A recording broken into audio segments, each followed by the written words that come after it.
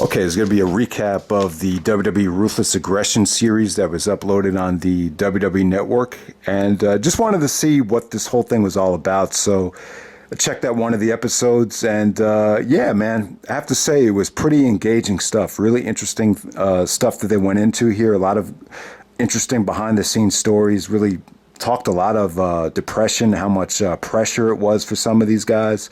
Rebuilding the whole Ruthless Aggression thing. This is probably my favorite era in WWE history, the whole Ruthless Aggression era right here. So really wanted to check this out. So there's 5 episodes here. The first episode is mainly about the side effects of the invasion and the departures of The Rock and Stone Cold Steve Austin.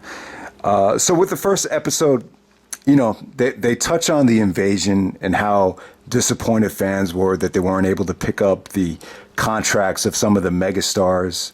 So they had that whole Time Warner AOL situation, which, you know, is pretty well documented. But the bottom line was, you know, they started the invasion without those guys. So that's why the invasion didn't work. You know, that stuff is well documented. But basically, they kind of blamed that the invasion really not working out as to why they needed to rebuild here.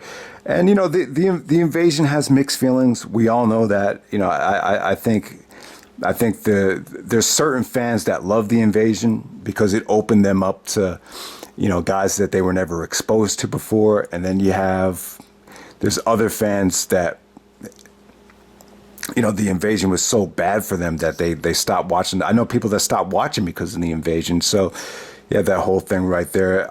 You know, really went into depth about Austin really being upset with creative. You know, Brian Gerwirtz, the head writer, they interviewed him a lot throughout this whole documentary series. He was kind of like The Rock's right-hand man. You know, the Rock is always you know, attributed Brian Gerwirtz to helping him with his promos. But, you know, he talked about how much of a pain in the ass it was for Austin, you know, to be creative with the Stone Cold Steve Austin character. He just kind of felt like at that time in 2002 that, you know, the character just kind of, you know, it was just, it got tough to really book. You know, every single meeting, you know, Vince would, they said Vince would actually come in and say, so how's Stone Cold gonna raise hell tonight? And after a while, especially after Austin turned heel, it's kind of like you're just doing the same recycled storylines over and over again, especially, you know, the Austin Flair thing, which kind of sucked in retrospect. It was kind of like a watered down version of Austin and McMahon. It's just the same shit over and over again. And Austin was unhappy about, you know, WrestleMania 18, his opponent, and, you know, they showed that whole thing on Bite This about how, you know, Austin was like, oh, everything is piss poor right now, substandard. And, you know, eventually Austin just, you know, walked out after that whole Brock situation. So they went into depth about Austin walking out, which really, you know, brought back a lot of bad memories. And then, you know, they had that whole thing with The Rock coming back. And, you know, Rock was supposed to make this transition to Hollywood. And that's why I think Rock kind of sounded irritated in that promo when he came back. And when you look back on it, I just think it's because, you know, there's just a lot of pressure on The Rock because he's trying to, you know, you got to put yourself in The Rock's shoes. Like he's trying to, you know, go to Hollywood and really make a mark on this new career. But how is he supposed to do that when the number one guy leaves the company because he's pissed off? So that had to really irritate The Rock. That's probably June 2002. That's probably the time where the Rock Austin beef really escalated.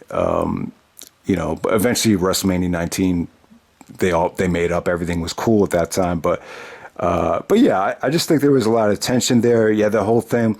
You know, what they didn't touch on was Eddie Guerrero. And, you know, this is kind of like how they had so much television before the brand extension that's just kind of the way they did things. You know, they would you know, Austin was supposed to face Brock in a King of the Ring qualifier match. And people are probably sick of, you know, talking about Austin walking out. And you've heard the story so many times. But, you know, the dumbest thing for me with that thing is why would Austin need to be a King of the Ring qualifier?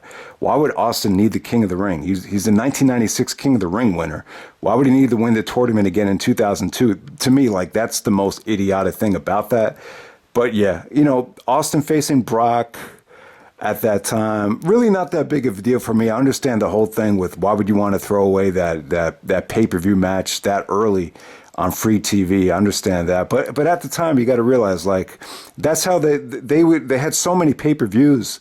Like that's just how they use things like that to build tension time and time again. And at first I was like, oh, maybe Austin didn't want to work with Eddie Guerrero because he was supposed to face Eddie at King of the Ring. But what you learned that Austin actually handpicked Eddie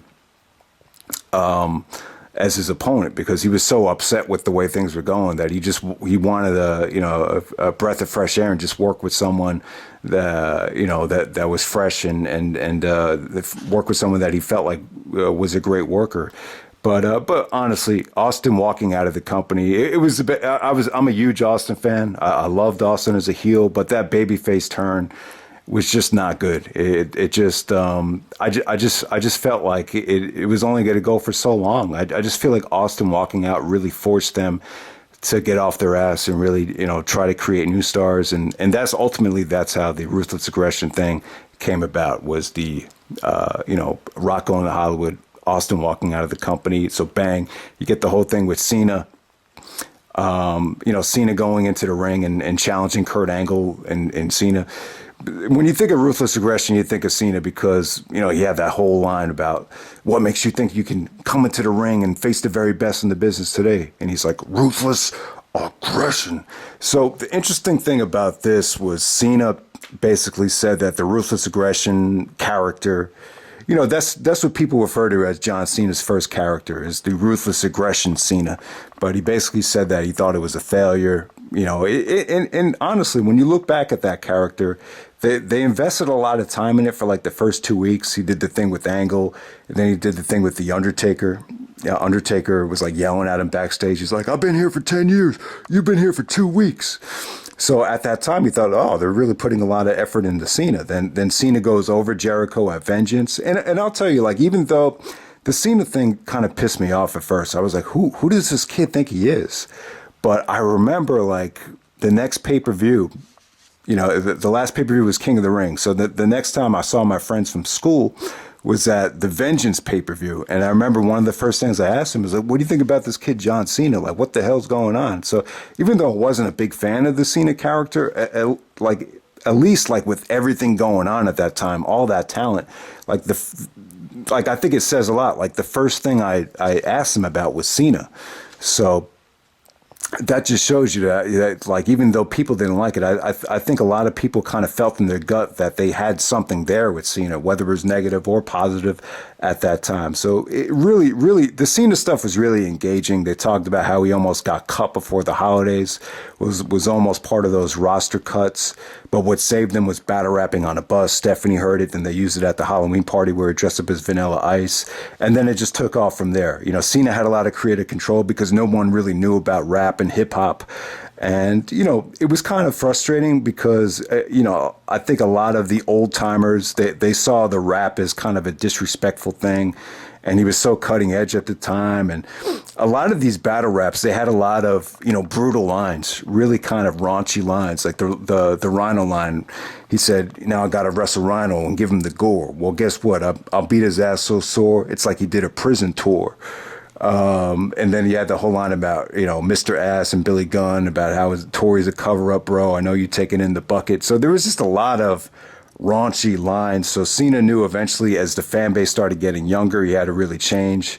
And really, they talk about how Cena really had to earn it. Not really Rock or Austin, went that hard and that long. When you look back at it, you're like, oh man, Rock's way out was Hollywood. Austin's way out was the injuries and, being upset with the company. But, Cena really kind of embraced everything, took all the hate. They really went into the depth about how hated Cena was at the Hall of Fame, about how, nervous he was when he heard like that kind of hatred. And but Cena handled it really, really well. There's not a lot of people that would have been able to handle those kind of hostile environments. I know a lot of people that just wouldn't have the guts to walk out. A lot of people just would have cried. But yeah, the Cena character study, to see him get as far as he did, the work ethic, and see how he handled all the hate.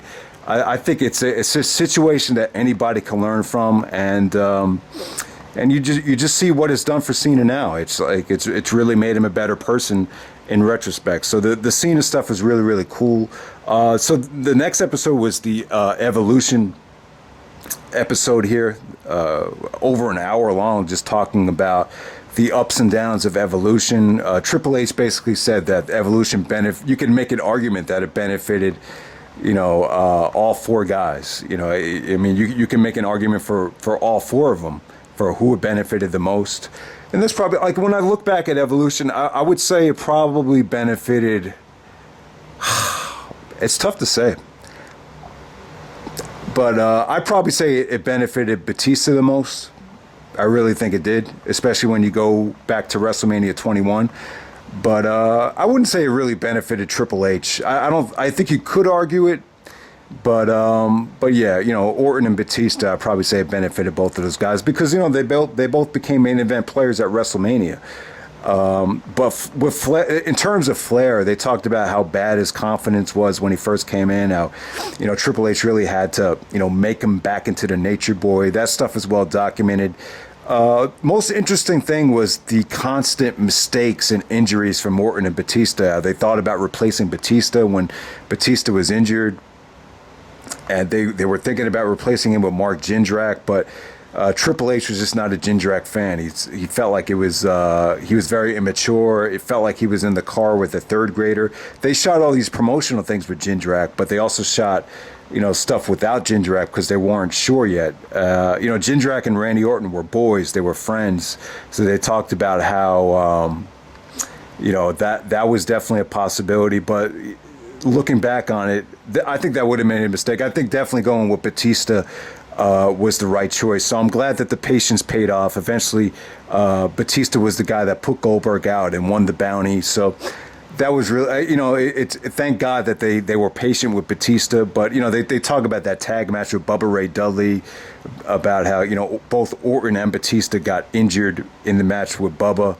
And they show Bubba too. So that's one of the most famous matches in WWE history because you had three guys in the ring that came out of it with major injury. They talked about Orton flopping as a babyface, how it just didn't seem natural, but Triple H ended up being very proud. Both guys became main eventers, and yeah, the Evolution thing really paid off.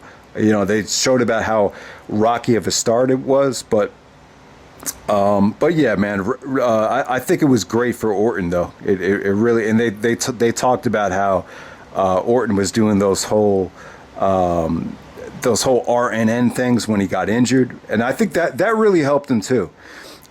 Wow. I guess originally, when he got injured, he would come out and just give these updates about how his arm was healing.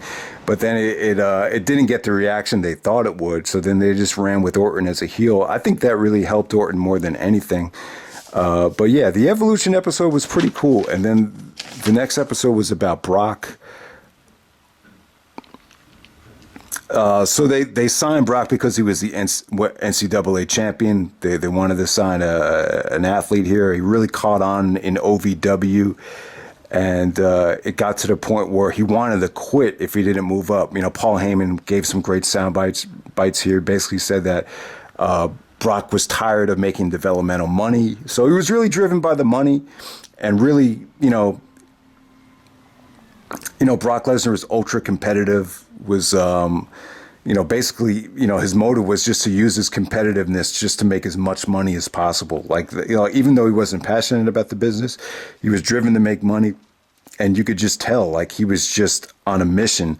And I remember too, I went to a SmackDown, the first SmackDown I went to, my dad actually came with me, and we saw Brock wrestle in the dark match, but I remember he was just raving about it. He was like, "Oh man, I've never seen a guy built like that.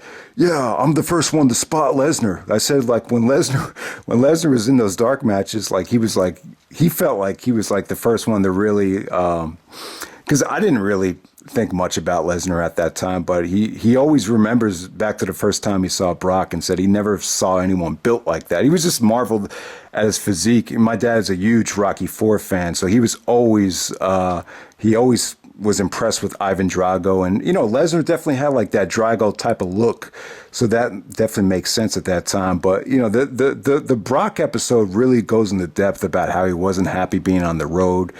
And, they really did a good job of finding like these shots of Lesnar just being depressed and ultra like just not happy. And then they touched on the shooting star press in OVW about how when you look at Brock doing the shooting star press in OVW, it looks like he was doing it effortlessly. But I guess maybe the nerves, maybe Angle being too far away. So there's like a little bit of divisiveness here about this shooting star press.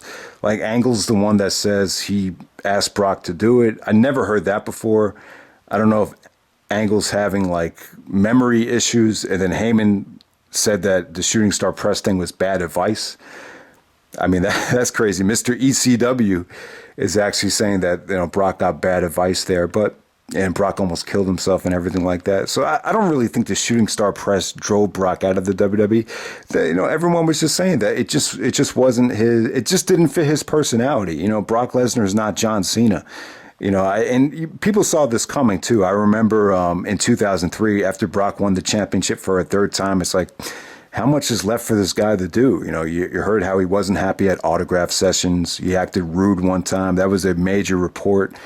And, they talked about how Brock got his own plane so he doesn't have to go to the airport. So I think a lot of people saw Brock leaving, saw that coming. But in retrospect, Brock leaving the company was the best thing he ever did for him. I do think if you feel complacent, you feel like he got other goals to do. Brock wanted to play football. They touch on Brock's tryout with the Vikings in a very positive way. They said that for him to come that close to making the team was actually a miracle. Now, Brock did get cut. They talk about how he was the last guy to get cut, but they talked about how he hadn't played football since high school.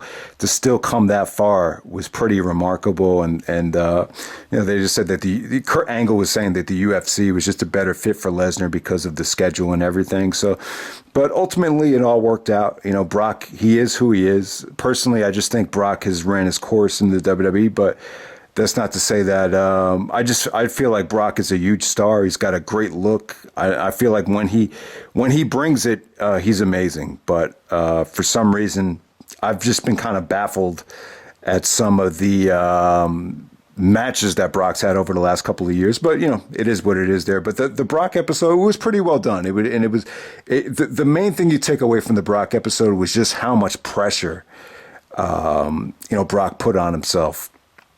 And how unhappy he was just being that guy. So when we get to episode 5, they really went into depth about the brand split. Vince basically said that, we need to take a step back. So basically they knew the ratings were going to go down. But I'll tell you, I remember, like, if you look at some of the Raws and SmackDowns before the brand extension took place, there was just so much talent on those shows, but it was like you just had so much talent really crammed into the show that you had like RVD wrestling on Sunday Night Heat. It was just not good, and there's too many WCW guys just taking up television spots, and so they definitely needed to do the draft. The draft looks kind of corny when you look at it here. Rock. Like if you don't know the storyline, you're like, why is Rock upset about being drafted 1? Or why is Undertaker upset about being drafted by Flair on Raw? It's because Rock had beef with Vince, and then Undertaker had beef with Flair. So that's why it looks like that. But the draft at first was pretty cool. I remember at school people were debating who had the better draft, Raw or SmackDown. But I'll tell you, SmackDown definitely. And I'm not just talking about when Heyman took over. Like SmackDown definitely got off to the better start, I thought. When you look at Raw, it was really just a Stone Cold show, and you had Brock, you had the NWO, but it didn't have as much depth as SmackDown. I remember Christian and I think it was actually Test. He said that those were like the best times of his life when they first got drafted to SmackDown.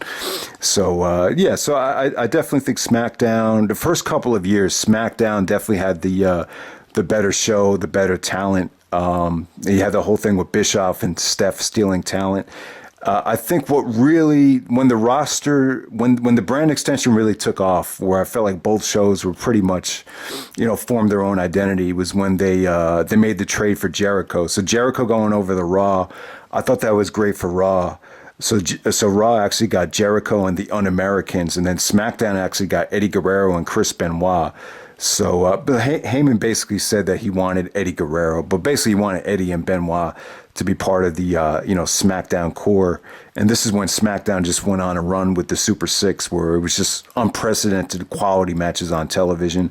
So, I mean, yeah, I actually made mixtapes of the SmackDown Super Six, just everything.